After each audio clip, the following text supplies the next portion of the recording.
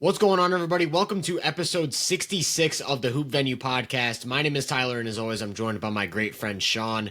We're a good 18 to 20-ish games into the NBA season, and this is kind of the best time to talk about rebuilding situations, young teams that are starting to shape up their young core. We're starting to see draft picks materialize in years 1, 2, and 3. Young cores sort of coming together under a head coach and building out a system. And today, Sean and I are going to attempt to not only talk about each situation and where they can go from here to take those next steps, but we're going to rank them. We narrowed down a list of 7 rebuilding teams, and we'll talk about kind of how we deducted it down to those 7. But Sean, how are you feeling about these situations? I feel like coming into the season, I had a lot more doom and gloom about some of these teams than I do now after watching maybe draft picks hit or maybe just like young players kind of take that next step forward. How do you feel about the state of the rebuilding teams in the league right now? I think this is the reason why, the NBA is in such a great space, like from a league standpoint, because a lot of these teams are still rebuilding and, still trying to figure out life. But a lot of these teams are kind of, they have some unique optimism about them going forward. And there's even a couple teams that we didn't really talk about. Like, I think the biggest, or we aren't going to talk about that if you access in the preseason for sure would have been in here, like the Suns or the Raptors. Those are like the first 2 teams that really come to my mind.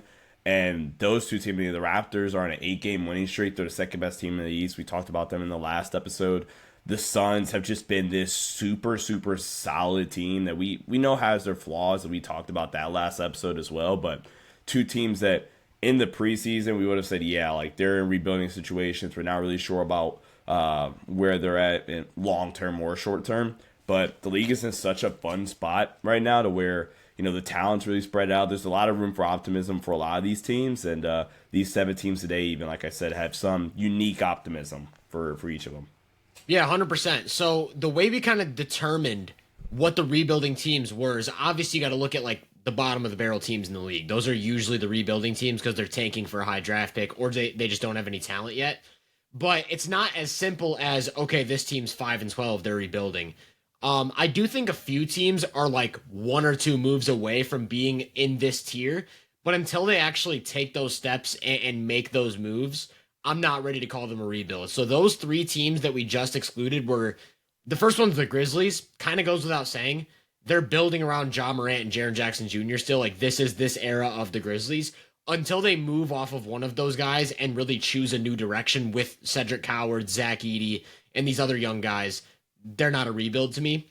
The next one, and I actually have this one written down as like they probably joined this group at some point this season, is the Kings, because they still have all of these old guys that are like trying to compete with, or maybe just cannot find a market for, with Westbrook, DeMar DeRozan, Zach LaVine, Sabonis, all these guys, you name it. Basically, anyone that isn't Keegan Murray or Keon Ellis. So to me, I think they become a rebuild at some point this season, but just haven't yet moved off of the old guard, we'll say. The last team, and this is just the team that I have no idea what to do with at all. I don't know if they're a rebuild. I don't know if they're still trying to contend. I don't know what the heck is going on in Dallas, but the Mavericks I have here as an excluded team. Did you know that they're the second best defense in the NBA this season and are still like 5 and 12? Like, that's such a crazy. I didn't know there were 2. Like, that's crazy to me because we talked about like Dallas's recipe for success is that they're going to be a top 2 defense. We both talked about that. We were like, they're the best non-OKC defense in the league. Well, they've been that and they still suck. So I don't have them as a rebuild. Historically bad. Yeah, it's so bad. It's so bad. So I don't have them as a rebuild yet. But like, you could talk me into it with the young guys they have, and then of course Cooper Flagg running the show. One other team that, record-wise would definitely fit this category, but I said this off air, it would just be, like, historically unfair, is the Pacers. They're, 2 and 15? But they would, they should be number 1 on everybody's list if we were to actually consider them, because right now they're slotted to have the number 1 overall pick. They have an elite coach in Rick Carlisle, still elite, pieces on that team when they're healthy, and then you get, the engine back next season. So they would, automatically slot in number 1. Yeah, Indiana is basically just, keep our exact same roster and either flip our high draft pick into a starting level center or draft someone and then go try and trade or pick up a center. That's basically, and then you're right back to championship contention. So Starting level center needs to be all-star level center. That's the number one pick. Yeah.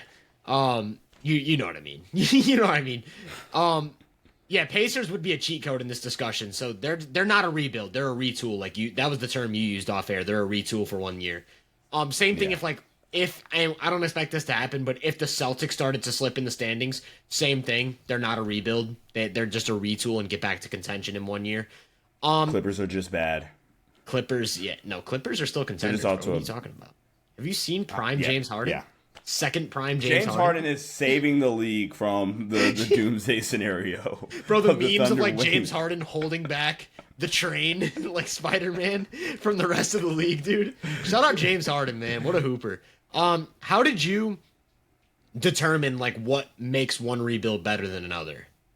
So for me, there's a couple of different categories that I personally like. So one, if you have like a couple of really intriguing young pieces that either project to be, all-star, like star level players, or just budding role players to say missing that next piece, but you have a high draft pick, project to have a high draft pick in this year's draft to potentially find that guy. Those are one or two different ways that could be a little bit higher on your team as a rebuild. This might sound weird. Depending on the coach and the system you have in place, I would also feel a little bit higher on you. So not to spoil, I think Will Hardy's awesome, especially as an offensive mind, some of the stuff he's able to do for their offensive ecosystem. So for Utah compared to maybe another team, they might get an added boost because of having a good structure in place with Will Hardy as their head coach, as opposed to maybe a Pelicans where they just fired their head coach and there is no system in place right now. And then they also don't have their first round pick. So those are kind of like, I would say, just the main things I tried to focus on. Like, do I trust your structure in place in terms of being actually able to execute a rebuild properly, whether it's coaching, front office, whatever. And then what does your future draft capital look like? And then what is your current state of the roster from an asset standpoint, encouraging young prospects and players, guys that have already kind of popped off and are just waiting to add a couple more pieces around them so you can really build a functional team. So those are kind of like the main things I really focused on with trying to evaluate a rebuild. Yeah, I pretty much agree with everything you said. I kind of got a little bit more specific and nailed down like 6 very specific categories that I kind of ranked Liar, each you team said on. it was 5 to me. It was 5, but I kind of added... Off. It was 5, but I had a 6th that like wasn't written down. But when you started talking about it, I kind of just made it a 6th category. It's called notes. And it's basically everything you talked about, where it's like the system in place, the coach, the organization, and like their history of decision making. I kind of just like wrote notes for each team, but I didn't actually like have that as its own category. But I should, because like that does matter, and I did use that in my ranking. Like, for example, to spoil another team, you already talked about the Jazz. This team is going to be a weird one because a lot of people wouldn't actually consider them a rebuild. They're actually a winning team right now. It's the Bulls. But like the fact that they have a proven system in place that works with Billy Donovan, like they're going to have a lot of buy-in every season. They're going to win the transition game like as part of their system. That's to me just like enhances anything they do from here on out. But my other 5 categories to add to that 6th are star power. And this one to me is mostly speculation. It's like, how many players on your roster do I think have legitimate star potential? And what is that ceiling? Is it a superstar? Is it just an all-star? Is it an MVP candidate? Like, what does your star potential look like? Your star power potential look like? The other one I have, and this is actually like, to get back from the speculation a little bit and talk more about what's proven, is just how many legitimate NBA players do you have on your roster right now that fit the timeline? So not how many legitimate NBA players do I think you will have in 5 years, but just in terms of right now, you're like under the age of 25 or 26, and you have already proven that you are a playable NBA rotation player in the playoffs. To me, that's a big thing because like a lot of these young teams have like 8 guys who I can see becoming NBA, like legit NBA players, but a lot of them are still like 4 or 5 minor leaps away from that. How many of these teams have a legit rotation of playable NBA players, or even like players that could be traded right now and improve a contender so they'd maybe be willing to give up picks for them? Next category, obvious, draft capital. Another category that I don't know if you mentioned is payroll, like cap room. How much cap space do you have, or are you going to come into in the next few years? and how much flexibility do you have in the cap space, and are you going to have to pay guys and whatnot.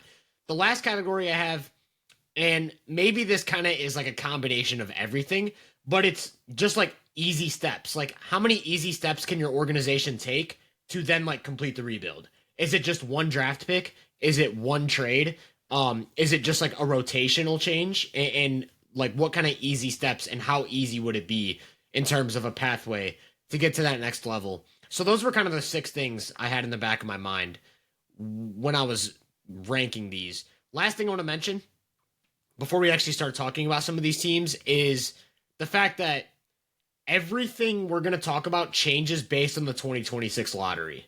Like, whoever gets those top 3 picks or top 2 picks or number 1 pick or even just like a top 5 pick, whoever gets the good side of the lottery and the bad side of the lottery, basically you can swing from like number 7 to number 1 on this list, I feel like. Because of how stacked the draft class is and because of the talent coming in, it's just such a meaningful spot to be in. So maybe that's a spoiler because there is one team we're going to talk about that doesn't even have a 2026 lottery pick. With that said, is there anything else you want to add before we actually just start talking about some of these situations? No, let's get into it. All right, start us off. What team do you want to go with to start?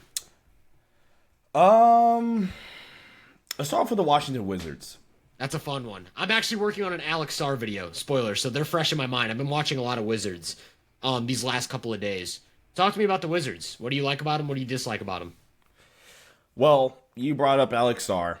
And I think the thing about Washington that you have to like is obviously the year 2 leap from Alex Sarr as a player. Yeah. Been ridiculously more efficient as of a player, going from year 1 to year 2. Obviously, like coming in, we knew he was a raw offensive prospect in terms of the scoring, much more of a play finisher. Had the ability to stretch the floor and play out of lay action and stuff like that. The biggest leap as a scorer he's made over the past from last year to this year, just from like a analytical standpoint, is he's just become like an 11% better 2-point scorer from this year to last year. And taking about 6 more 2-point attempts per 100 possessions as well. So that big leap, and also like he's kind of shrunk in his 3-point diet as well. He went from about almost 9 threes per 100 possessions to a little over 5, which is still a healthy amount to respect him from 3, but also being a more efficient 3-point shooter and being able to play a lot more closer to the basket on the inside. Alex Sarr has the size, he has the length. He's actually like a functionally fine passer. Like, we saw that a little bit last year. Some of the creativity and some of the stuff that they can do in their offensive ecosystem makes you kind of excited, specifically about the long-term pairing with him and Trey Johnson. I really, really like Trey Johnson as his off guard that can create for himself, but really, really want to get him going downhill on DHOs, get him off of pin downs and stuff like that. You could go 3-man action with him, another guard, and then Trey Johnson. And I'll kind of loop this all into one other point here in a second. The biggest part about Washington that has me more excited about them than I was maybe in the summer is I just kind of whiffed from a draft analysis standpoint on Keyshawn George. And he was solid last year, but he just turned into a 44% 3-point shooter this season. On how much volume? Really quick, like let me 5 or 6 attempts, or maybe 4.5 or something like that. Like, it's not crazy volume. It's like but 5 attempts per game. Yeah, 8, a little over 8 threes per 100. He's also improved as a 2-point scorer. He's shooting way more. He's really increased his 2-point volume compared to last season, especially on a per 100 basis. I liked Keyshawn George from the sense coming out that thought he was a smart player that had good positioning, had a lot of like intangible stuff, but didn't have a lot of functional athleticism in my opinion. Didn't really like his handle, and he's like had some turnover issues this year. He's near 4 turnovers a game, and just didn't really buy the shot coming out of Miami, so I had a lower first round grade on him. And he's just been really, really good this year, and it looks like a legitimate dude for this rebuild going forward. I think my biggest, and this is where I'm going to get slightly negative. I mean, they still have Corey Kispert, who's like proven he's an NBA rotation player. CJ McCollum is a vet, which is cool for this iteration of the team, but it's not like you're going to get much for CJ McCollum on the open market. I mean, I could be wrong. I just don't really think CJ McCollum at this point has a whole lot of value to other teams in the league. I mean, he's playing fine so far this season, but when talking about Washington, the thing that kind of sticks out to me is, what do they look like long term from a lead creator standpoint? I don't think Trey Johnson's a lead creator. I don't think Keyshawn George is the lead creator. Bilal Coulibaly is just simply like a really good defender, and that's just like he has some functional ability offensively, but not much. They were really, really hoping for it to be Bub Carrington, I think, and he's just not had a good sophomore season.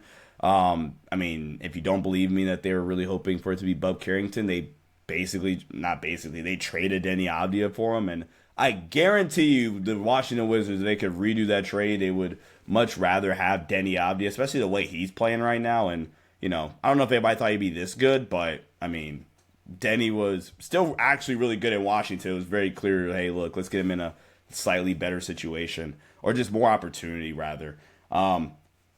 They have their picks. It's not like they don't control. Yeah, they own all of their first. Yeah, they own all their first. There's an outcome where, they could, get lucky and get the number 1 overall pick, or have a top 3 pick and, get your Cam Boozer or your AJ DeBanza or your Darren Peterson. So there is some room for optimism long term. But currently it starts with Alex R taking a big year 2 leap, Keyshawn George, at least for me, being better than I anticipated, and for them panning out how they wanted him to. And then Trey Johnson being a fun scoring prospect to kind of build a part of your core going forward. Yeah, no, all great points. I agree with literally everything you said. I kind of have Alex Sarr and Keyshawn George in this unique group where I think Alex Sarr, obviously, like, the big leap for him this year has been as a play finisher, like, which you kind of touched on. It's basically been he's taking less threes, and he's turned those threes into shots at the rim. He's, like, almost doubled his rim volume, and then the percentage has been so much better. He's functionally stronger, but also just a mental shift, like leaning into his physical tools, knowing that he can score over help and through contact at the rim, dunking the ball way more. So just, like, a lot more assertive. Using his body around the basket. And I think the bigger thing with Sarr is the fact that he's already an impact defender very clearly on one of the worst defenses in the league. Like, Sarr can switch. He can execute a bunch of different coverages. Legit rim protector. And this year he's added the rim deterrence with his positioning getting a lot better in drop coverage and in help situations. So Sarr's just this, like, defense first, tooly offensive player who, in watching the film, I don't see a creator in Sarr. I see, like, more of a specialized on-ball player where it's like, if you get a mismatch or get an advantage, he can put the ball down. He can get to a little jump hook. He does have a turnaround jumper. He will dominate the offensive glass against guards. But not the type of guy that's like, we're going to run our offense through you as an isolationist or as a post-up option. That's just not who Sarr is. I think, ideally, long-term, he's cut from the Evan Mobley cloth. Without some of the physical tools that make Mobley on both ends of the floor. So to me, Alex Sarr does have all-star type of potential. I don't know if I can see him being like an all-NBA second team guy or an all-NBA first team guy, but just in terms of, like, Alex Sarr can be a star in this league, I think. And him already being, like, a clear positive player at age 20 is just really impressive, especially for a guy who was viewed as more of a project. Keyshawn George is a really unique player because most of his, like, additive offensive value is in this connective type of role where he's an off-ball shooter who's also, like, this jumbo point forward and can, like, do unique things with his dribble as a passer and as a scorer inside the arc, great touch, things like that. But then also Keyshawn is same thing, defensive versatility, legit rim protector, switchable, can contain dribble penetration. And to me, I have both Alex Sarr and Keyshawn George in this kind of group where it's like, I see all-star potential, but you're both complementary stars. Like, you're both the next guy in line. So to me, the Wizards are still looking for that guy. And I do think, just in terms of proven legitimate NBA players who fit the timeline, I think Corey Kispert, he's 26 years old, I think he long term fits that timeline. Bilal Koulibaly I have written down here, and it's kind of what you talked about. He's already a very good defender, and I just think there's a lot there as an interior finisher and as a slasher that like on a higher end talent team, you can like step in as this play finisher, connector type of like baseline operator and be just fine without a great jump shot. And then also Trey Johnson. Maybe Trey Johnson isn't an impact player right now, but like you said, the scoring talent is just so obvious. Like this is an NBA player. I feel like that's pretty obvious watching them. Um, Another thing, best payroll in the league. They just have so much cap space, and they're going to continue to keep coming into cap space without being forced to pay some of their young guys. And I just think it's as simple as find a point guard, find a lead creator, and everything else kind of falls into place for you. So to me, this is the Darren Peterson team. This is the team that's like, if the Wizards hit in the lottery, they get the number one pick, they just vault themselves into like one of the best situations in basketball. I'm right there with you on the Wizards. I think they're missing a couple things. I think they're missing some defensive pieces. I think they're missing a true league creator and a point guard in general. But with two potential complementary stars, a few other proven NBA players who can play off the ball and fit in on a team defense, I think the Wizards are in a pretty good spot. Let's talk about. I mean, you started talking about Denny Avdia, so let's talk about the Blazers. Talk to me about the Blazers because I feel like you are pretty high on them.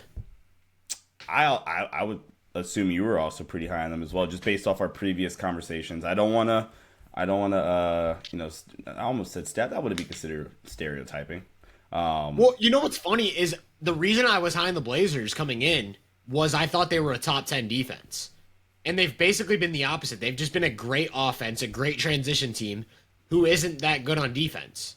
And so that's what's super interesting to me because I'm like, I thought the offense would lag behind while you already have the defensive pieces. But the offense already being where it's at while still having those same defensive pieces, to me is like really intriguing. They're a really weird team. They are a weird team, so I almost don't know what to do with them. They were a team that kind of had a weird time like ranking, and part of that was actually I forgot about Denny until I looked at the Wizards, and I was like, oh crap, Denny's on Portland. He's casually averaging 25, 6, and 6 on really good or like good like star level efficiency. Yeah. The thing about Portland that kind of makes it weird is they have a healthy balance of vets and like intriguing younger prospects, specifically with like Jeremy Grant and Drew Holiday and Robert Williams, but then like the younger prospects like Tumani Kamara, Domin Klingon, Shaden Sharp still kind of fits in this category. Caleb Love has gotten some more time recently. We still have yet to see Scoot Henderson's debut this season, which I'm like, on one hand, I'm kind of done with the Scoot Henderson bit in the sense of like, hold on. I'm done with the bit like, hey, there's like superstar level potential here somewhere. That's what I mean. Like he's like an NBA player, but I'm done with the, he was the third overall pick, and kind of like hoping that he, gives you a good enough return on investment at that point. I'm done. Before you move on from that, like one of the things that's crazy to me is when everyone was talking about Scoot, because I obviously am not a prospect guy. I don't scout prospects until they're in the league. I at least have like a general idea of these players, but I'm not super in tune with the nuances of their game until they play like 10 games in the NBA.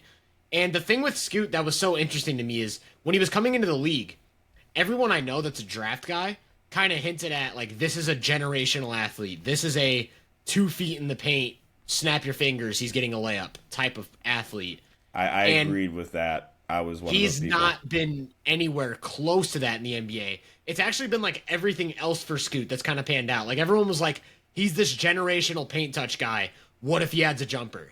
Last year, Scoot was a perfectly fine jump shooter, like at times even a good jump shooter over the second half of the season. And he still wasn't this crazy efficient scorer. He's not a crazy good passer. He's a good passer. Like, to me, he's a perfectly just, like, fine complementary player. Like, yes, he's not this generational athlete, but he is still an above-average driver who then can make plays, has started to add the jump shot. And I also think, like, personally, I think Scoot's a good defensive player. And I think he's going to continue to be a good defensive player. So, to me, Scoot is, like, a nice complementary guard. He's big for his position, can play off the ball. If he's, at least a decent shooter, he's going to space the floor. And then, so Scoot, to me, it's weird because I feel like he's hit like a low percentile outcome based on how he was talked about, but like the way he's shaped up and sharpened up the edges of his game, to me is like a 99th percentile outcome.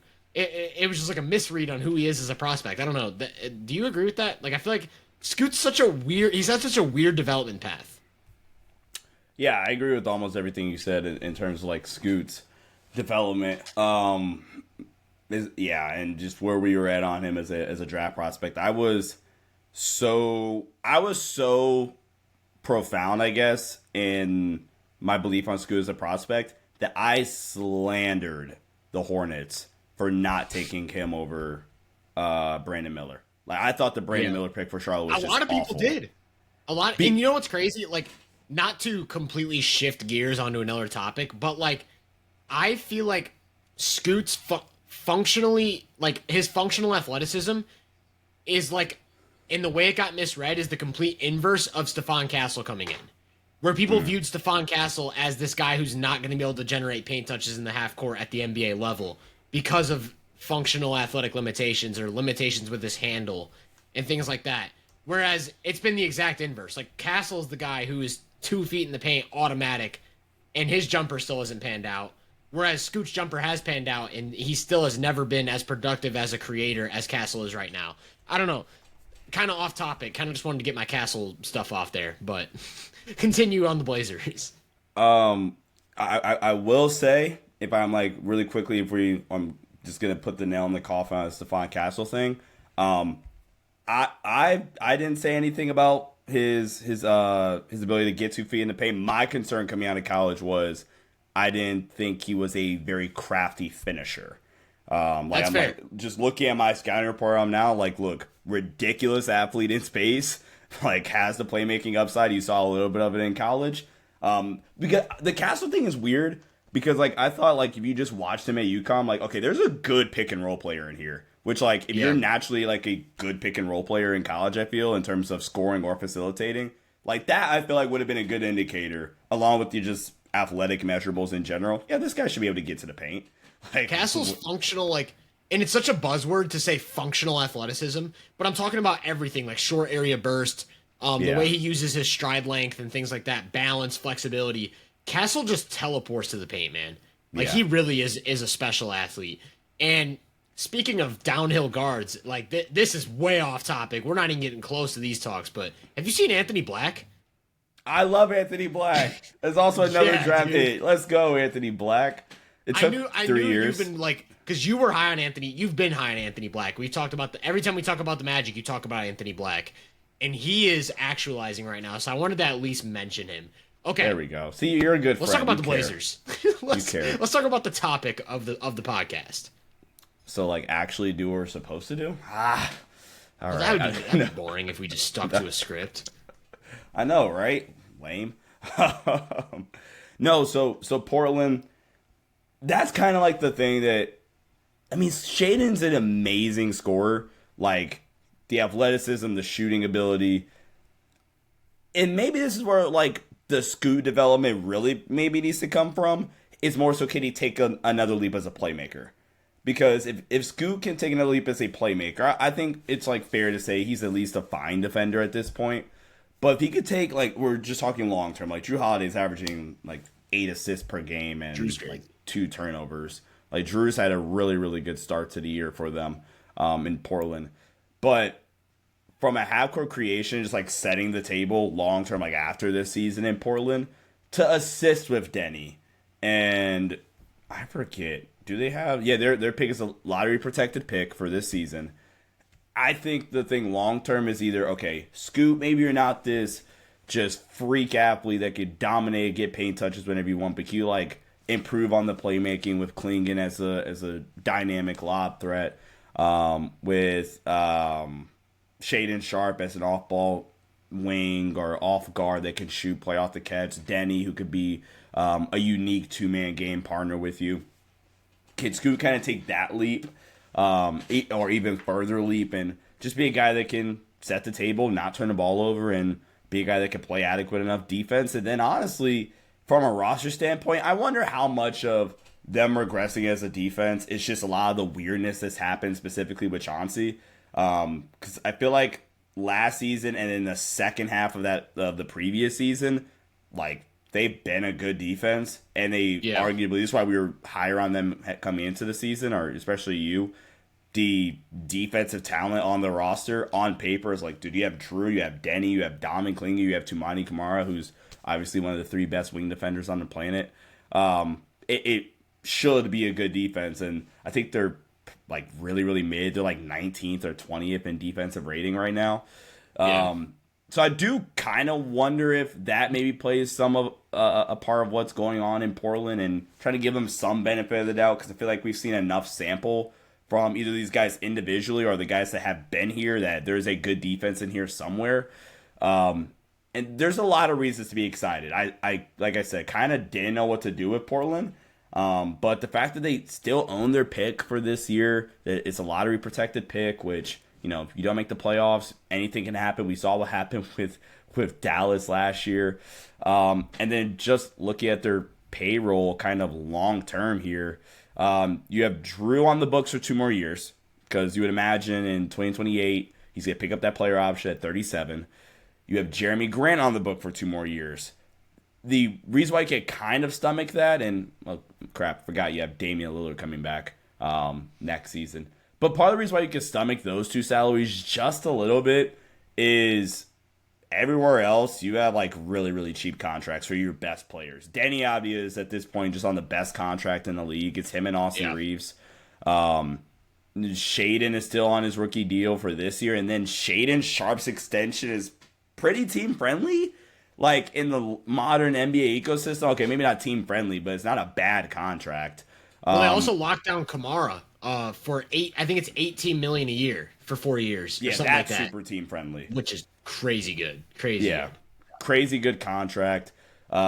Scoot will need an extension, which is why you really want to get him back and really evaluate the rest of the season with him. Klingen's locked up on his rookie deal for the next 2 years, 3 years, including this one.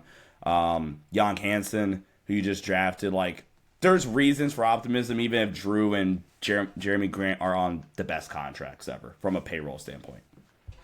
Yeah, 100%. I agree. I think you kind of have to get off of either Drew or Jeremy Grant within the next year just to clear out like 30-something million. I think they're both being paid. Yeah. But like you said, like getting Kamara on such a nice deal, and then Denny being the best contract in the league, just gives them so much flexibility to work with. I also think on the point of the defensive slippage, I think some of that has been a lot of their defensive players are now overtasked offensively with the roles they're playing. So, for example, Kamara is being expected to do a lot more on offense, and his defense has really slipped this year. Like, every Blazers fan is talking about it. Kamara just hasn't been the same caliber of defender this season to start. Same thing with Denny. Like, Denny's been a legitimate, like, I don't want to say liability, but just, like, he's been a clear weak point defensively for this team, whereas in years past, he wasn't ever a great defender, but, like, someone who was at least going to hold his own consistently. But now he's asked to go out there and, like you said, give them 25 points and 6 assists tonight. So it's not as simple as, oh yeah, I'll also do it on defense. On the Denny point, I don't really know where he goes from here. Like, I still see him as this really nice downhill creator who's going to get to the line, get to the rim, can score and pass. But there's also the same issues where, like, really lacks an in-between game, very turnover prone. And then without the defense actualizing in unison with the offense, it's hard for me to see anything more than like a low-level all-star with Denny. Like, I think he can make the all-star game. It's hard for me to see him really push that ceiling to the next level, even though he is still only 24 years old. I also think, kind of crazy, I don't know if this is a hot take, I do think Donovan Clingan has all-star potential too. Just off the fact that he's such an elite defensive anchor, who's already starting to like add some of these things on offense, like the pick and roll finishing, the passing, the screening, things like that, all of these complementary offensive skills, and then of course just being a big time defensive anchor. Same thing as Washington. I think both of these guys are more complementary stars. Denny's obviously like a level up as a creator that from anyone Washington has moving forward, but still not a guy that I think you can rely on in a playoff setting in the half court and be like, we need you to be our go-to offense for a championship run. And I don't think Portland has that on the roster, similar to Washington. To your point on the lottery-protected pick, that actually is a 3-year thing. So their lottery protected pick goes to the Bulls in 26, 27, or 28. So at some point, the Bulls are going to get a first round pick from Portland because Portland's going to make the playoffs within the next 3 or 4 years, I think. Um, how valuable is that pick from 15 to 30? I don't know. Besides that, they've got their first round picks. Um, and really, in terms of easy steps towards success, one of them is just getting Damian Lillard back because he's probably still going to be a great offensive player when he comes back. And obviously, not this 30 point per game dynamo breaking defenses. I mean, yeah, you never know at this point with the current state of the NBA. But like, yeah, with all these pieces, he could be that missing creator, and they might just like vault into okay, we're good now. I will say this is the best team around Damian Lillard he would have in his career if he is like even a semblance of his prime self.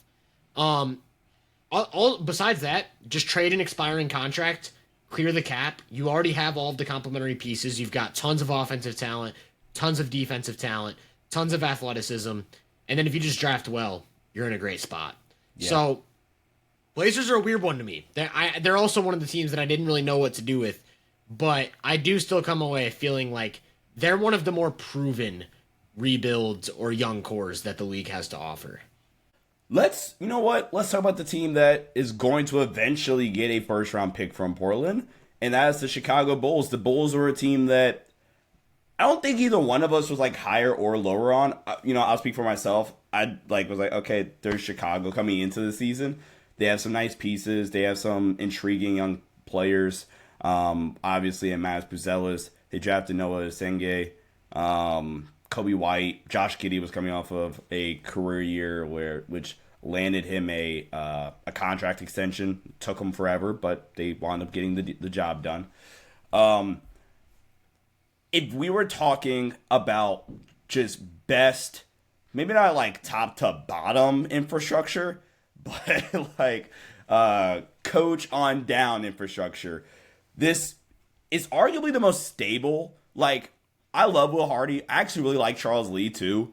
But I don't think they're as consistent as Billy Donovan is. Billy Donovan is just super, super consistent. Maybe one of the more underrated coaches in terms of just like building a culture and like being a team that's just like a pain to play. Yeah. Now, what they do in the playoffs, what they do further beyond that, who knows? But like in terms of setting a culture, getting a level of competency in the building, I think Billy Donovan is one of the more underrated names in the league. Super creative coach on both ends of the floor, especially in a regular season structure.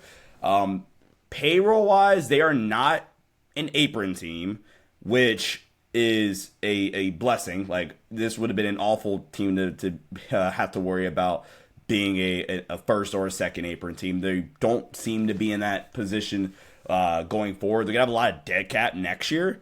Because Kevin Huerter is coming off the books. I wonder what they do with Kobe White. Like, he feels like such a great fit for Billy Donovan's system, especially offensively, man. It's just the off-the-catch threat that he is, whether it's catch and shoot, attacking gaps, being a playmaker. The three that Vucevic hit to win the game like a week or so ago, I forget if it was against the Spurs or somebody else, but like that's Kobe or Portland, maybe. I forget who it was. I was watching that game live too. It's like aggravating me that I can't think of what team it was against. But that's like straight the system. That's, these guys be able to pass, shoot, dribble, pass, shoot. That's the way you actually say it. Dribble, pass, shoot, and Kobe be able to attack the catch and having their floor spacing 5 and Vooch be able to just space the floor, and Kobe attacks that second side gap and you get to a open 3 for the game winner. So again, the infrastructure here is super, super solid, which gives them a step above maybe some of the other teams here. From a payroll thing, last thing, payroll-wise, this Patrick Williams contract sucks. You're not getting off of that. He's just like not a really good NBA player. Mind you, he's getting paid the same amount of money basically as Tamani Kamara. And Tamani Kamara's taking a step back defensively, sure, but like he's still a better basketball player. Respect the Paul, man. But then like they don't have a lot of long-term money attached to their books, which is somewhat a positive thing, but like Chicago's front office is not done a great job with their contracts recently. So I'm a little bit more skeptical of them entering NBA modern day free agency with a lot of potential cap space. Technically, it could be an attractive destination from a marketing standpoint, but I'm not all that optimistic about them handling free agency. So they get the point from Billy Donovan culture setting. They're going to play hard. They're going to dominate in transition, and be able to play hard on both ends of the floor. But they lose a lot of my trust from a front office standpoint. And really, it kind of comes down to like, what does Modest and Noah Senge kind of develop into? Because I think Giddey's like a perfectly fine player. He's actually really, really blossomed in this system here. And to my last point about me not trusting them in free agency and me not trusting them all the way from a roster building standpoint, that just makes me feel like they should just pay Kobe. At least give him like a 2-year prove it deal to, hey, we're going to not only give you more time to like prove to maybe other teams what your real value is, but also kind of give us time to further build out this roster and be in more of a position to build this team going forward with or without you. So I hate to kind of get a little more negative at the end, but like Chicago's in a weird spot where this could very quickly go left, or this could very quickly like be in a spot where, okay, we are now one of the most attractive teams in the league. We have young pieces here, and we can realistically be a step or two away. So Chicago's actually kind of in a weird but interesting spot to talk about. I couldn't have said it any better, man. That's basically it all comes down to, in my opinion, how good you think Josh Giddey and Modest Buzelis are moving forward. Yeah. Like, Josh Giddey, I think, is kind of evolving into an all-star type of player. I don't know what his game looks like in the playoffs. To me, he's the type of guy that, like, prove it to me in the playoffs, because I want to see how real the jump shot is. I do think he's much improved as a shooter. But, like, the way he wins with driving angles is like lots of straight line drives. I'm going to bump you with the shoulder and get to my little push shot. And it's effective in transition. I wonder what it looks like against a defense that's more honed in on that and playing the gaps more aggressively. And then is he more of just like a table setter than an actual scoring threat in that setting? I don't know. And same with Modest. Like, Modest to me has all of these interesting tools where like you can see the jump shot potential. Super high field cutter, really nice stride length, great transition weapon, great finisher around the rim, legit rim protector with some defensive upside. But like, is he a creator? Is he an all-star type of creator and legit go-to half-court scorer? I don't know. That's what makes it tough for Chicago. To me, and we're going to talk about the Pelicans in a sec, but this is the one team that I think would really benefit from taking a swing on Zion. Yeah. Like, oh my God, Zion and their like infrastructure. Like, right, you have the proven system. You have like guys that are bought in. You have all of these productive role players who can space the floor and do things defensively. Like, what do we need? That one, just like we can go to that whenever we need to. And Zion hasn't been that this season, but I do think like that he still has that to some extent. So to me, that's kind of the one team that I'd really like to see like take a swing on a guy like Zion. But in general, the idea is just like this reliable go-to half-court creator. It seems like that's what they're missing. And I will say, like, this is the third team now we've talked about, and for all three of them, I've talked about needing that half-court creator. And I will say, one thing that gives some rebuilds just a crazy leg up is, like, if you already have that guy, or I think you have that guy, you just get such a boost, right? Like, I guess going back to 2020, maybe that's unfair. 2021, we'll say go back to 2021, talking about the Thunder rebuild. They already had Shea as this like all-star type of half-court creator, and everything else was doom and gloom with OKC. Like, they had nothing else to look forward to. They had to bench Al Horford because they were winning games, and their other centers were like Pokuševski, Jalen Williams. They had no wing depth. Like, it was basically just like Shea, and then like Lou Dort was a good defender, and that was their rebuild. But because they had Shea as this lights-out half-court creator who was already one of the most efficient isolation and pick-and-roll scorers in the league and could get downhill with ease, everything else was so easy for them. And I don't think there's a player on any of these teams that's like Shea, obviously, but all that's to say, like, moving forward, that it will be a theme. Like, if I do think a team has like a star like that, it just makes things so much easier. But on the Bulls point... Can I make really quickly one quick point about you talk about Zion to Chicago? Again, going back to the pick situation, Chicago has all their picks and we talked about the cap space, I would actually prefer them trading. I don't know how much value Zion has, but maybe it's like the Portland pick and one of your future first round picks and whatever salary, and then you just pay Kobe White, because the one benefit about taking a flyer on Zion is like he can suck technically, and like his contract after this year is not guaranteed. So it's not like you're getting the biggest blow from like a roster or a cap standpoint if Zion just sucks. Now I forget what when the last 2 years of his deal become guaranteed. It's on a per year basis. So for next season, his contract will be fully guaranteed July 15th. So in the middle of the summer, you have a chance. You have an out in both the final 2 seasons. So trade the first, whether it's 1 or 2. He's making $39 million right now. So that's what Zach Collins and they could get to the contract. So I'd actually be super on board. Vooch, Collins, and Herter add up to $57 million, and they're all going to be cleared. Yeah, you don't even need those 3.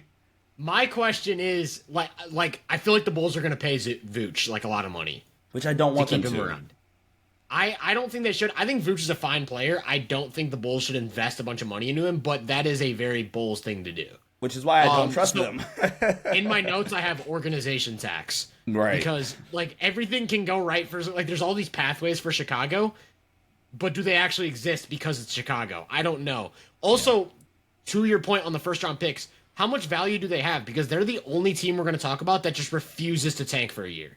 Their picks are always going to be high lotto unless they get a Mavs type of thing where they just luck into a first pick, and then obviously everything changes.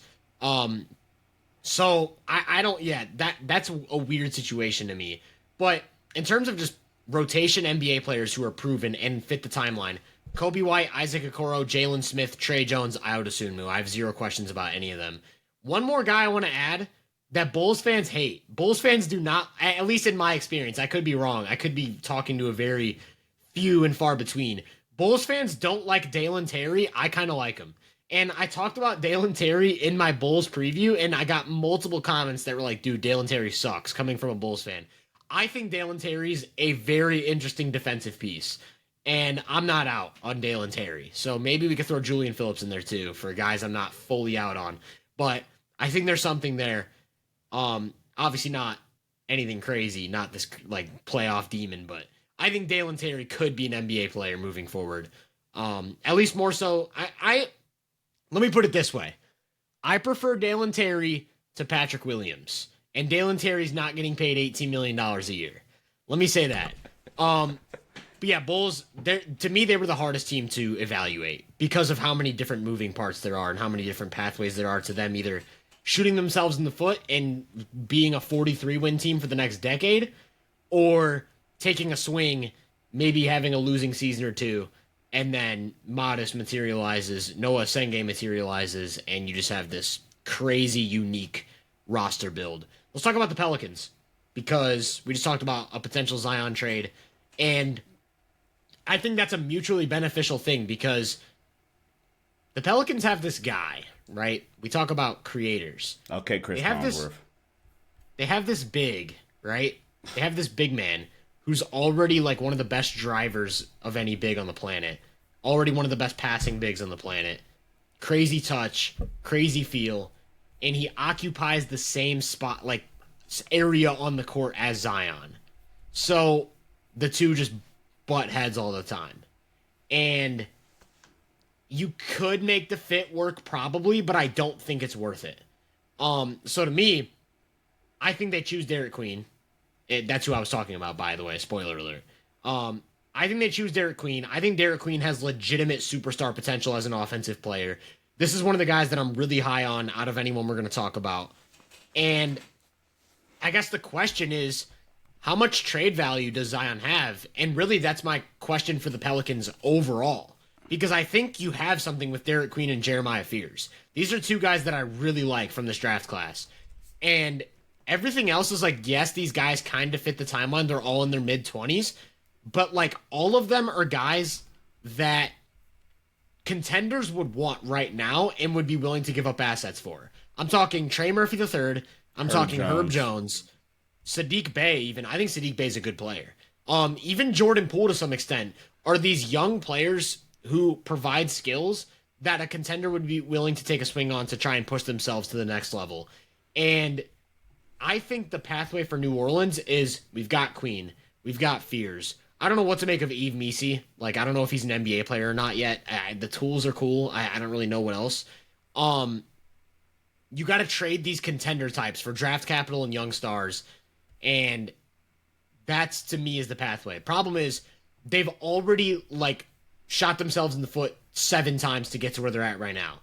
They're the one team that does not have a pick in 2026, and their pick might be the first overall pick, and it goes to Atlanta. So that sucks. Their payroll is atrocious. They've got so much money tied up into guys like Jordan Poole and DeJounte Murray. That just like is just bad. So you got like I said, you got to trade these contracts and try and clear some space. Definitely some organization tax going on here. Definitely some injury tax going on here if they decide to keep these guys around. Because like I said, they all fit the timeline. But we've seen like you get like 15 games a year of them all together, and then they look good for those 15 games, and that's it. That's kind of my spiel on New Orleans. They're a weird team. They have one thing they can rely on, and that's Derek Queen. So how do you feel about New Orleans? Yeah, there's a lot of organization tax going on here. You can't even fully. There's an organization tax in terms of them just botching the situation with the draft pick. Like Derek Queen's awesome, and he's so awesome. I saw a tweet from Matt Guy, 6 Rings of Steel on Twitter, and like at the moment I thought it was like maybe too far, but I'm like, okay, maybe Derek Queen is actually this good. And the tweet basically, and I'm paraphrasing, is if the Hawks get a top 4 pick. Or a top 3 pick, so essentially Boozer, Debansa, Derek Peterson. The Hawks won the trade. It's one of the worst trades of the past 10 years. Shout out Caleb Wilson. Don't be sleeping on Caleb Wilson now. Shout out Caleb Wilson. If the pick is anywhere after number 4, it's wholly justified they got Derek Queen. Yeah, and so be it. And I don't know if I go that far, because the reason why I don't know if I can go that far is because that's where they... Despite them getting Derek Queen, if you want Derek Queen that bad, just take him at the spot you took Jeremiah Fears, where nobody, I think, maybe would have shocked you, but based off his performance currently, nobody would have batted an eye at your decision making for taking Derek Queen to find another big, especially after you just traded for Jordan Poole or you're about to trade for Jordan Poole, one or the other, and you still have DeJounte Murray waiting in the wings coming back. So nobody would have batted an eye at the thought process. Because now this is where you shot yourself in the foot at. You can't fully just commit to being bad for this year because you don't have your first round pick in another loaded draft class. I do really like Jeremiah Fears. Like, he has such great feel as a pick and roll ball handler. And we're not even talking playoffs yet about this team, obviously. But like the thing that could take the next step, and this was kind of the one thing about him as a college prospect, was the inconsistency as a jump shooter, specifically like pull-up jump shots and what that can do to him as a creator. Because if he adds like a legitimate like pull-up 3 that you have to worry about, that just eliminates a lot of stuff he has to worry about, where you can maybe right now just sit and camp and drop on him, or try to force him to shoot more pull-up 3s out of ball screens or just in isolation scenarios. He can like figure that out. You're looking at a legitimate half-court creator, has solid enough playmaking feel. Like him and Derek Queen enough kind of can fill in that the playmaking you need for a half-court offense. Also, to the point on Fears, one thing I really like is, as a rookie, just a defensive playmaking monster. Hands everywhere. So many deflections and steals and things like that. And I think, like, at one point, this was a crazy stat that I came across. And I don't think it's true anymore. I think it's like things have gotten back to normal. But a few games ago, Jeremiah Fears was averaging more steals per 36 minutes than Dyson Daniels. Sheesh. Which is just like such a crazy stat to me for a rookie to be that handsy and making that many plays defensively while having these offensive flashes as a downhill guy. Really nice floater game. I think Jeremiah Fears is a really fun player. I mean, between Fears and Queen, Fears is averaging 5 deflections per 100. Fears is at 6. Fears is at 5 deflections per 100. Queen's at 6 deflections per 100. Fears is at almost 3 steals per 100. Queen's at 2. So, like, from that being your core, or like the two dudes that you're looking at long term, already kind of being hits from this year's draft class is super, super encouraging. I guess the other like upside for this team is just the fact that, like you said, you have a lot of dudes on this roster that contenders would want. I think almost every contender in the league would, if Herb Jones was at an affordable price made available, or like not some just ridiculous price was made available, I think every contender would go nuts to have a Herb Jones on their team. Hell, if I am like begging the Lakers to just do something and find a way to get Herb Jones. They are like dying of deprived of any defensive talent on our roster, not named Marcus Smart, and a 4-game playoff sample of LeBron James defense. They're not dominating, protecting that rim. They're like the 20. They're like actually the Lakers are actually like somehow the 16th best defense. Because of dominating, holding down the paint, man. All right, respect him. But okay, perimeter defense help. So that's the only other like upside about this team. I think it's good for all parties that the Zion experiment, you kind of like see what you could get for him. Similarly with Trey, although if they wanted to keep Trey Murphy around, I wouldn't be opposed to another like off wing that can create and attack off the catch and not necessarily be in the way of Jeremiah and Derek Queen and kind of like complement those guys. Trey really fits the idea of like running stuff through Derek Queen as a hub, like lots of delay action, attacking the middle of the floor off of movement. That's Trey Murphy's cup of tea. So 100% agree with that. So for me, it's probably those three. It's Jeremiah Fears, Derek Queen. If you want to overprice or you want to overpay for Trey Murphy, like by all means, go ahead. But I would kind of try to hold on to Trey Murphy. It's not like he's on this ridiculous contract, unless I'm like just whiffing. I can't remember what he's getting paid. He's getting paid 25 this year, then 27, 29, 31. So that's like 120. Like that, like there's worse contracts. Right. Yeah. Like right. I'm not gonna complain. It's better than Patrick Williams. Better than Patrick Williams for sure. They got to figure out what they want to do with Jordan Poole and DeJounte Murray though. That's the other problem about this team. This team is on the cusp of being an apron team, which is a joke. DeJounte Murray, DeJounte Murray player option in 2028 for $31 million is brutal. Nasty. Brutal. They're $3 million away from being a first apron team. So they need to figure out their books.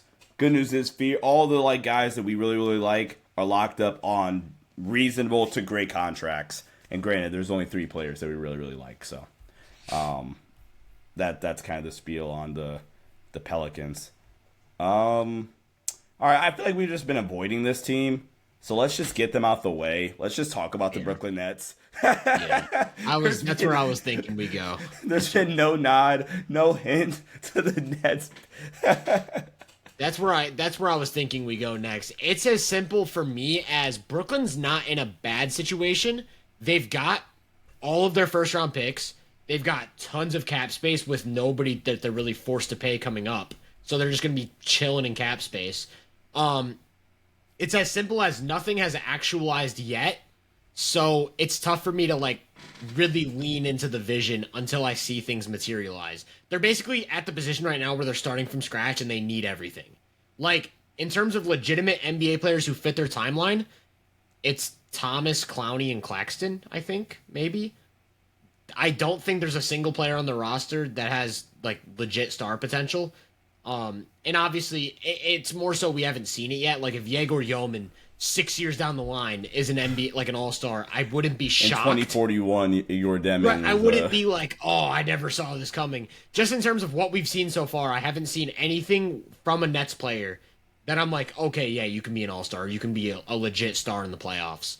So to me, it's as simple as we don't have to spend too much time in the Nets. They're starting from scratch. I don't hate what they're doing. I don't dislike anything they're doing. Other teams have already taken steps to move in that direction that the Nets are still trying to figure out. Yeah. It's not that I like Jordy Fernandez. I think he's going to be a decent NBA coach. I don't dislike Jordy. Organizationally, like there's not this overwhelming like organizational or like, infrastructure tax that they get. They have their picks. They have cap space. So theoretically, like if we're like going at the end of like this window we kind of put on this, like in 5 years if Brooklyn's like a legitimate contender in the East, would it be too surprising? Because they have the picks, they have a decent enough like structure in place, and you have like the picks, the assets, the cap space. So not the most surprising thing in the world, but like you said, you're just literally starting at ground zero. So Nets fans, I guess we're sorry, but like they don't believe in Cam Thomas. Like they clearly don't believe in Cam Thomas. So one of the three players that fit the timeline that you just said is kind of X off the board long term for right now. At least maybe they're able to work out a deal in the summer, but I just feel like they would have done that last year, or at least did something similar to what Chicago did with Josh Giddey. There just feels to be no mutual interest to get a deal done. I mean, I'm sure Cam Thomas wants money, but like I don't think Brooklyn's all that interested in paying him. Michael Porter Jr. is so much like, hey kid, we just need somebody to attempt to score. Can you just come in here and shoot the ball every time you touch it? Shout out to MPJ though, like the passing reads, the 2-point scoring. Like, he's actually really impressed me this season. Like he's been a lot better in that creator role than I thought he'd be. I thought it'd be a lot more like Cam Johnson-esque, where it's like exclusively off ball. Not Cam Johnson from last year, but like early Cam Johnson, where he first got to the Nets and it was all off ball stuff. But like MPJ's legitimately like running pick and roll and like making a skip pass every now and then. I'm like, wait, this is new. Shout out MPJ. That's been like kind of a sneaky bright spot for Brooklyn. But like I said, I don't view him as an all-star type of player. I view him as like the level right below that. And I don't really know where he goes from here developmentally. Yeah. This kind of feels like the peak. And maybe that's unfair, but it does. Where do you want to take the conversation next? We have two teams left. Let's go with the Hornets. This is the team I kind of teased in my tweet, and you told me not to spoil. I made a tweet about this team up like as I was doing more research for this upcoming episode, and I'm very high on it's weird because this is the one team that my opinion has changed on the most since the season started. When I did my preview for the Hornets, I was like, I see the vision with this high-paced ball movement offense, but the rebuild as a total thing didn't make sense because I didn't think they had a center. For one, I didn't think they had a center. I didn't think they had any defensive pieces.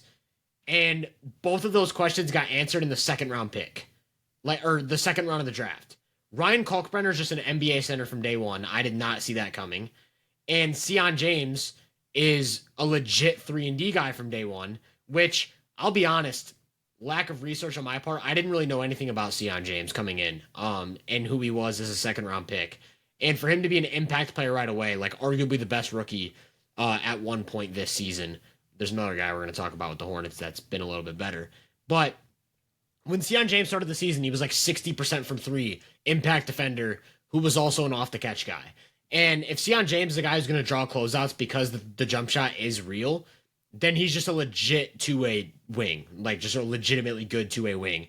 Kalkbrenner, typical anchor, big, pick-and-roll finisher, doesn't make errors, doesn't do too much outside of structure, but just a reliable player.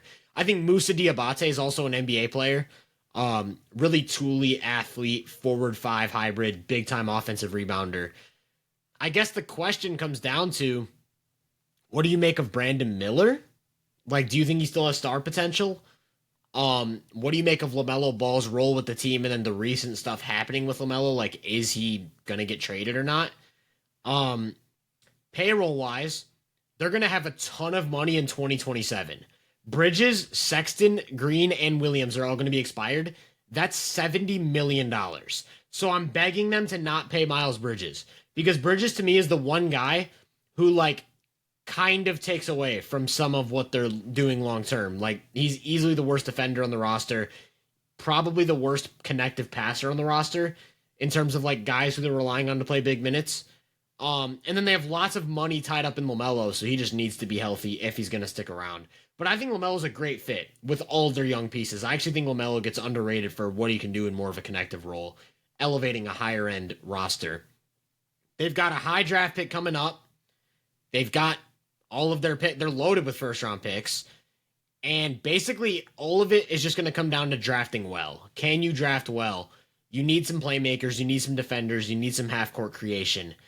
And it's all as simple as build around Concanipple, because all of this comes down to the fact that I'm so high. I think Concanipple is so clearly the best player we're going to talk about in any of these teams moving forward. Like, a lot of people put Concanipple in this box because he's more of an off-ball player, because he's got the Klay Thompson play style with ghost screens, curling off of screens. There's so much more to Con's game as a ball handler and as a passer and as a defender moving forward. I think Concanipple has legit MVP potential. Does that actualize? I don't know. I know it's a hot take. I'm very high on Concanipple as an offensive player. I think he's a ridiculous player. I think he's... Someone asked me what my player comp is for him, and we already did this spiel on this show. I said he's guard Jokic. But, like, in reality, I don't think there's a comp for Concanipple. He's something we haven't seen before. The feel, the touch, the fact that he's having the greatest rookie three-point shooting season of all time right now, and just, like, how much room he still has for growth as an inside-the-arc creator. I think Concanipple's his own thing. I think he's a one-of-one player, and I think the Hornets just get this huge boost because of how good he is and how good he can be. The Charlotte Hornets are probably the most exciting rebuild to talk about. There's one other team that I think that has a lot of excitement, and to a certain extent, I think the other team, the Jazz, to a certain extent. Bro didn't want to spoil the last team. Bro, I didn't want to spoil the last team. Is it the Thunder? Right. And maybe I don't know. I want to kind of backtrack. I think Charlotte has a lot of very interesting pieces, and they're maybe one of the more interesting outcomes in terms of like where this thing could go long term. I do want to start with the LaMelo Ball piece because I am the LaMelo Ball hater resident here on the show. I think I do agree LaMelo makes sense here if he's healthy. Good enough defensive playmaker. Like he is a really smart player. Has good hands, has good instincts. You could do certain stuff to just hide him. And then like Kalkbrenner is such an elite like drop big coming from Creighton where all they play is drop coverage. Literally like you can go watch college basketball, and that's probably the fun part about college basketball. You're going to watch the team that only runs drop. It is the deepest drop coverage you've ever seen. And then go watch Houston play defense and just the contrast between the two. So, I mean, there's certain ways they can hide LaMelo defensively. We tried to pick at him. I like Charles Lee a lot, actually. I think he's established, like, a culture, and, like, they have really good action offensively. And then just the culture that Charles Lee's kind of come in and provided. I probably like him the most, not named Will Hardy, long-term. And you can maybe even convince me more from, like, a coach or just, like, head of the organization. Billy Donovan is great, but I think Billy Donovan, like I already kind of touched on, if we're talking playoff and, beyond, like there's just question marks that you already know about Billy Donovan where, maybe some of these other guys haven't gotten the opportunity to show whether or not they have questions. I came off as even bigger hater of LaMelo on Twitter when the whole trade thing came out. Because while I admit LaMelo does kind of make sense with this roster, like his play style, how fast he wants to push pace, to just kind of set the table for all these guys, to pull up threat. He's not shot the three ball well. I think everybody knows that's fake. And he's not this bad of a three-point shooter, regardless of the shots he does take being such high level of difficulty. I was kind of like, all right, dude, like you have no right to just like be upset at the situation where you're like one of the bigger problems, which is your health and your like availability. Yeah, please respectfully shut the hell up. I've done a good job of keeping it PG. I'm not going to keep it PG there. You can say hell in a PG movie though, I think. So yeah. We're an hour in. But like, shut up, dude. Like I don't want to hear it. It's weird, like because then he denies it on Twitter. But like, why would that report come out of nowhere? That's the weird thing to me, because like I even did a little live stream breaking down the LaMelo trade and where I think he could end up and all these things. Yeah. And everyone was like, "Oh, he already shut it down." But I'm like, we don't know. We don't actually know what happened behind the scenes. Like LaMelo's supposed to go to Twitter and say, "Yeah, this report's right. I hate it here." Right. Like, dude, like what? Yeah, it is. Yeah, it is interesting. But like, yeah, LaMelo. LaMelo, I see both sides of it because I do think his gravity, his connectivity, his passing, his pace is a beautiful fit with Concanipple long term. But also, you don't want it to become a thing where LaMelo's like the downside of LaMelo's tendencies, like the fact that his shot selection isn't always the best, like the fact that he doesn't always make the best point guard reads. You're being real polite. My bad. Please. Out of pick and I'm keeping it PG for real. Out of pick and roll doesn't always have like the best PG reads. Maybe that takes some away from Khan's development, but then also you don't want to end up in a situation where Khan is our franchise cornerstone and we have $50 million tied up into LaMelo Ball who's playing 30 games a season still. That's the weird part of it. And then the Brandon Miller discussion, who's like secretly been almost as injury prone as LaMelo Ball, but I feel like we just really, really highlight LaMelo's injuries. He's played 3 minutes. He's played 3 games this season. He's played 69 minutes this season. I think that's correct. Or maybe it's like 65 minutes. It was somewhere in there. I knew it was a 6 by it. In Brandon Miller's career, he played 3 games so far this season. He actually, I think, just came back. He's played 3 games this year, played 27 games last year, and he started in 68, but played in 74 games this rookie year. So rookie year is easily the healthiest year of Brandon Miller's career so far. The red flag on Brandon Miller so far, at least through like really the past 2 seasons, kind of building off really past like 30 games of sample, building off that rookie season, it's just that his efficiency, due to the fact that he's just not a good 2-point scorer. Like, he's a 47% 2-point scorer his sophomore season, and in 3 games this year, he's been a good 2-point scorer so far in, like, 65 minutes of action. Yeah.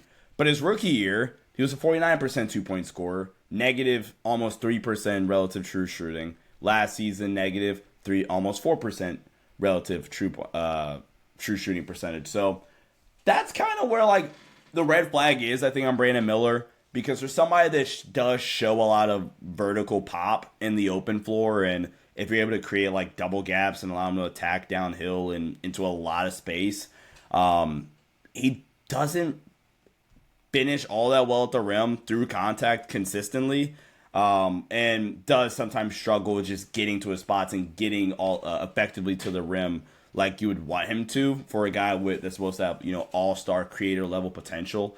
So that's the one thing about Brandon Miller. I do think you have to kind of see this year. I think he's actually even earned next year for sure, I think, as well, before like you have to, whether you're super, super low on, especially if you're lower on Brandon Miller. But yeah, I mean, there's reasons for optimism for sure. Brandon Miller can definitely come back from his injury, and he's just not shot the 3 ball well at all so far, which I think we also know is very much fake. So some 3-point shooting luck, some health, some serious health luck, and I completely agree. Like, please just let Miles Bridges leave. Trade him. I don't know who wants him, but let him walk. Don't pay him money. And honestly, best case scenario is you have like a really good pick situation. Brandon Miller starts to actualize and, be the player that I think a lot of people thought he could be coming out. LaMelo gets somewhat healthier. Concaniple's the stud. Sion James is a really good 3-and-D player that makes a lot of sense for the roster. Ryan Kalkbrenner in a playoff setting might have some scheme limitations, but we can worry about that later. We're just trying to be a good basketball team. So a fun rebuild that, has the opportunity to get even better. Last team, Utah Jazz. I don't know where to start this conversation. Like, there's so much going on with the Jazz every year that just makes, like, they're unlike any other rebuild. Where, with their full strength, or with their full team at full strength, and trying to win, I feel like they're probably already a decent team. But, like, they never are because they don't want to be.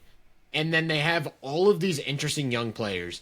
Like, let me just read to you some players. Isaiah Collier, Bryce Sensabaugh, Kyle Filipowski, Walter Clayton Jr., Taylor Hendricks. What do we do with any of those guys? Ace Bailey, another guy. What do we do with any of these guys based on what we've seen so far? I think Ace Bailey is another one of those guys we kind of touched on that has like complementary all-star potential based on what he can do two-way and how he's already looked as an off-the-catch guy in certain situations. Lauri Markkanen is the one guy, like, besides Zion, I think, or I guess LaMelo too, that we've talked about, that is a legitimate proven all-star still playing at a high level right now. Like Lowry's actually peaking right now. As this like super efficient 30 point per game scorer who touches the ball 40 times a game. It's the weirdest thing ever. I actually saw I can't remember what the stat was, but I think he's taking like 17 less dribbles per game than Clay ever did, or something like that, and still averaging 30. It is the like Lowry Markkanen is just quietly having the weirdest off-ball scoring season we've ever seen. But two selling points on Utah that I was already high on Utah's young core. Two things have happened this year that to me are like, oh wow, okay, we need to start looking at Utah even heavier. One is that Walker Kessler looked a lot better than ever before to start the season, and then of course he has the season-ending injury, which sucks. But with Kessler, it was always this like traditional anchor big. I'm gonna protect the rim at a high level, and I'm gonna finish plays around the paint on offense. And then we saw this completely new level of like passing and just overall offensive versatility that we hadn't seen from Kessler, and it's like, oh wow, maybe he's a lot more. Maybe he's actually just this like crazy good big. And then the better one, Keontae George, like to the point where I didn't even really mention Keontae George much in my Jazz preview because I thought Isaiah Collier was the point guard. I thought he was the guy. And Keontae George is coming to this season and not just like taking a leap. He's looked like legitimate star. 2-point scoring just on another planet. And that's with the 3-point shot not even really being what it has been in the past few years. Keontae George, if he's a plus efficiency 2-point scorer, he's just an amazing offensive player because the pull-up 3-point threat and the passing are already there. So Utah moving forward has tons of offensive pieces across the board. They've got rim pressure guys. They've got playmakers. They've got off-ball scorers. They've got shooters. They've got everything under the sun offensively in a proven system under Will Hardy that works. And to me, it's just as simple as figuring out which offensive pieces you want to build around, which ones you can flip into more defensive depth, which would probably be like veterans, like maybe like a PJ Washington type of trade, not specifically for PJ Washington, but like what Dallas did, where you've got some young pieces, you've got some picks, let's go take a swing on a defensive depth guy to pair with Keontae George, Ace Bailey, Markkanen, whoever. Their draft capital's elite. They've got just loads of first-round picks and an upcoming pick that could be materialized into a number one pick. So, to me, this is the one team that kind of checks every box. Like, I don't look at them and I'm like, you need a half-court creator because, like, they have guys like that. I don't look at them and say, you need a rim protector because you've got Walker Kessler. You've also got Taylor Hendricks. Lowry's contract can be a bit of a handicap if you make this, like, a 5-year rollout. But I still think he fits he's 28 years old. I still think he fits the timeline ideally. And then you get Nurkic off the books, which is going to clear $20 million in the offseason. So I think Utah pretty much checks every box you're looking for. Yeah, if I were to be somewhat Debbie Downer, and this is like really the only thing I think could be. Oh my god. I'm gonna play Debbie Downer really, really quickly because outside of that, like I think you hit all the key points here about Utah's rebuild. You brought up that group of like 6 players, I think, of guys that they kind of need to figure out what they want to do with them. All of them are a little bit more offensive focused, except Taylor Hendricks. That was like the main guy out of that list. I'm like, yeah, like he's a defensive piece that we need to probably keep around here. The one thing that, from a structure standpoint, like organizationally, that I don't think they've done well is I don't think they've like handled their assets well in terms of when it is time to trade them. Like, if they had traded Colin Sexton 2 deadlines earlier, you're not getting Yusuf Nurkic. If they are getting, if they decided to move, and I'm not saying, like, trade, Lauri Markkanen has been great. He's had a phenomenal season, a clear bounce back from last season. But if Utah were ever, like, in the offseason, if they had decided to actually do it, they would have just so clearly, I'm glad they didn't do it because of this, but they would have so clearly just like missed their window that Lauri Markkanen has this phenomenal season. So that's the one thing that I am like a little worried about Utah's rebuild is they're a little late when it comes to flipping their assets. Even God, what they get for John Collins? Like, It was like a second round pick. so that's another example of like that's actually a better example to me bringing up Laurie. Like you trade John Collins at the deadline or last year in the summer, you just get better, you get more bang for your buck, just more assets to even further enhance your long term rebuild here. So that's the one thing that I'm a lot of skeptical on about Utah is they just like have held on to assets way longer than they probably should have, and who knows where they're at right now in their rebuild. I would expect them to continue to be bad this year. Their pick is actually a top 8 protected pick, and if they were to fall to 9, that pick goes to OKC. So I would expect Utah to try to continue to be bad for one more year, and I feel like we were kind of just in this spot last summer where it was like, all right, one more year, and Utah's going to fully commit to being really, really good.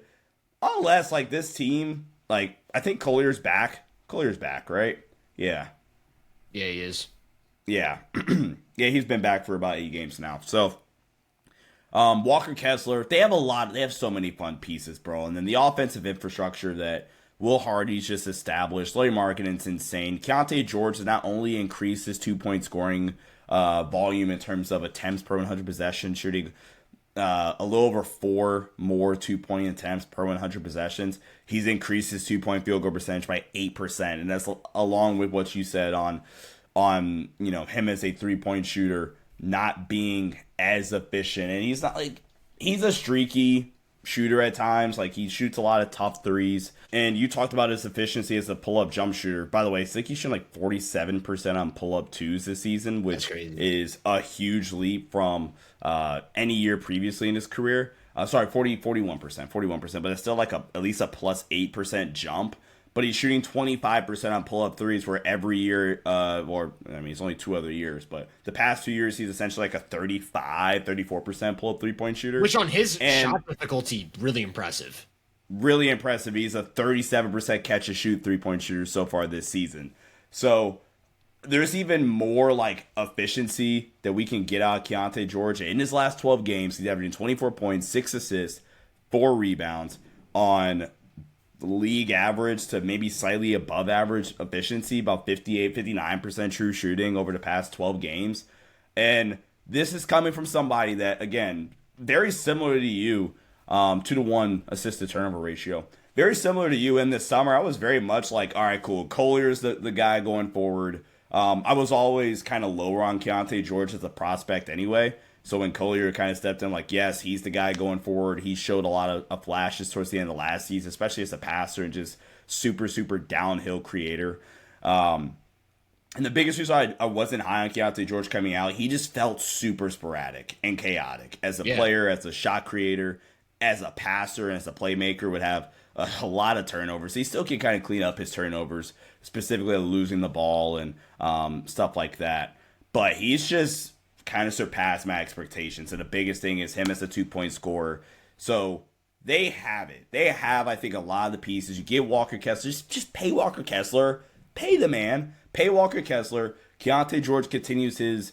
hopefully he can sustain this over a full season. Then I feel really good about where the Jazz are at, even better than what I'm at now. Will Hardy is an offensive wizard.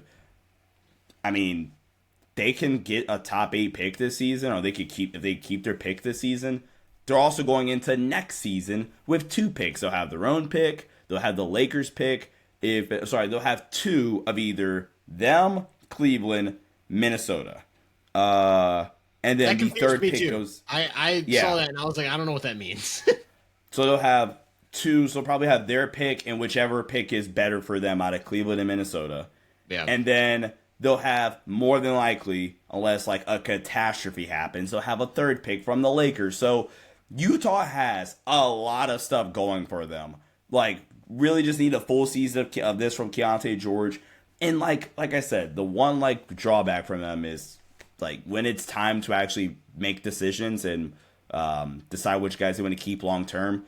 Just like please just strike when the iron's hot and not like wait around and diminish your own player's value. But a lot of great stuff here for Utah. All right, you want to rank them? You want to rank these teams? Yeah, let's rank it.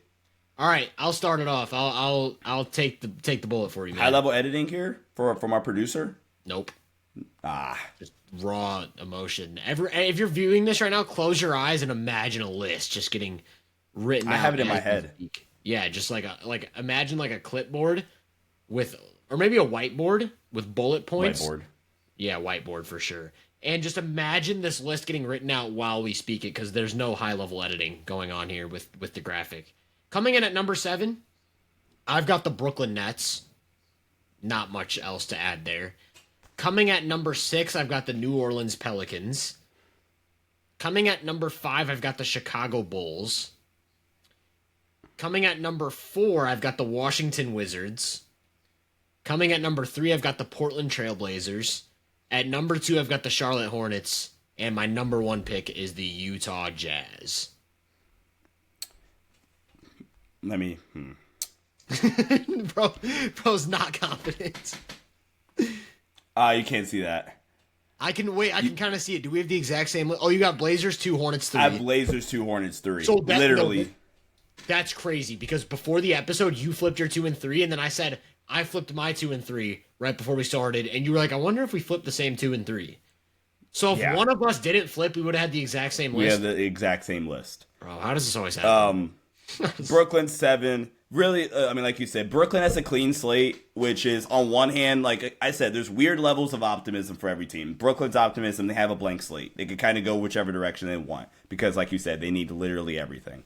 The Pelicans at 6, like, they get a massive organization tax. They literally don't have an actual head coach. I think James Borrego is still listed as an interim head coach.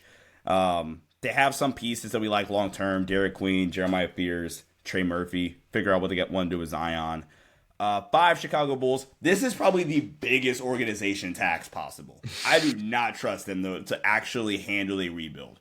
Give them, honestly, give them like any other front office that's not the Pelicans here, and I probably have them up another spot. Give the Bulls Sam Presti, you're saying? We're just going to not do that. For Washington, just like a half-court creator, they have a lot of intriguing pieces. They have their picks.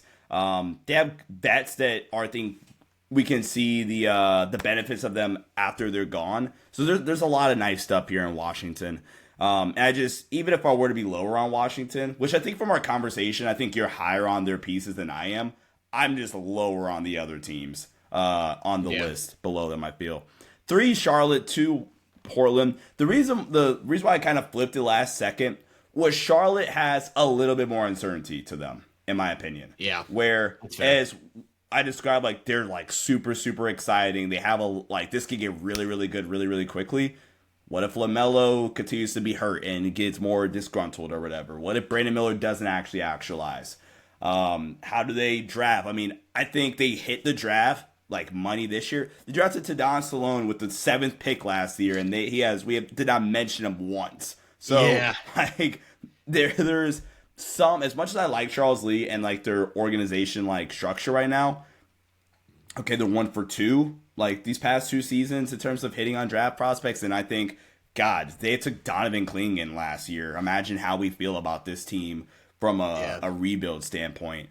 Yeah, I was just saying, the only reason I give the Hornets the nod over the Blazers is because I'm like unreasonably high on Con Knipple. Like, I feel like that's established. Yeah, you think Con Knipple's an MVP, like has MVP level upside. He's an MVP next year. It's gonna be Shea, Jokic, and Con in the 3. I just have a little more questions on Charlotte, even though like I see the vision. Like I'm on board. I'm way higher on them than I was in the summer. I just also like they're the Charlotte Hornets. There's a way this goes left, and I think it's like still decently realistic. 100%. Portland too. They just have like a lot more stability with their core, and I think Scoot Henderson, who's like the wild card out of this group, we've established at the very least is a NBA player and an NBA level point guard. You're gonna get Dame back. Who knows what that actually means for them? But they have a lot more stability. They have like sneaky upside with some of the other guys here too. And then like Utah is just obviously like this was a clear cut one. Nobody else for me like came close to like being number 1. They have all the pieces. They have the coaching, I think. They have the picks. They have the intriguing young prospects. They have the established guys. They have the picks. Like, Utah's 1 now. How they, like, actually handle it is going to be more so on them, which is really my only potential gripe. What's interesting is, like, I do feel like I trust Danny Ainge a lot though to make good moves. Yeah. So that's the part of it where I'm like, maybe there's a vision he's got that we don't see. There's a vision for trading Colin Sexton for Yusuf Nurkic and now first round pick. Yeah. I want Yusuf Nurkic on my team over a first round pick. I've got Nurk on my fantasy team. That's the type of numbers he's putting up right now. So let's chill. Let's not do too much on Big Nurk, man. I want John Collins for a second round pick and not a first round pick. Respect Nurkic, man. Respect. I said Collins. I'm talking about John Collins now. Oh, yeah, that's kind of crazy. But also, John Collins has really struggled this season, and that's another guy I was high on and wrong on so far. So maybe there was a vision. Maybe. Oh yeah, we didn't even bring up, and I'm gonna butcher the pronunciation of the name. Zvi Mikhailuk has been. Oh yeah, that's awesome. A good pronunciation, I think. Was that good? I was off the dome. I was off the dome. That was off just the dome, ripping it, dude. I was ripping that Zvi Mikhailuk, but hooping, straight hooping. Not a guy that was on my radar at all for them being like starting every game and whatnot. Yeah. But yeah, Jazz. We both agree, really good spot for them. Kind of a great recovery from the Mitchell Gobert era, to then like pivot into this new. They kind of went like there wasn't much of a transitional period. A lot of times you see these like contender teams have to just like kind of go through a very dark age until they get back to normal. But like Utah had a very graceful transition. And I guess a lot of that is Lauri Markkanen was instantly the most improved player when they traded Donovan Mitchell. So that helped a lot. But I do think Utah is like, they've hit on draft. They do not miss on draft picks. Like we didn't even bring that up.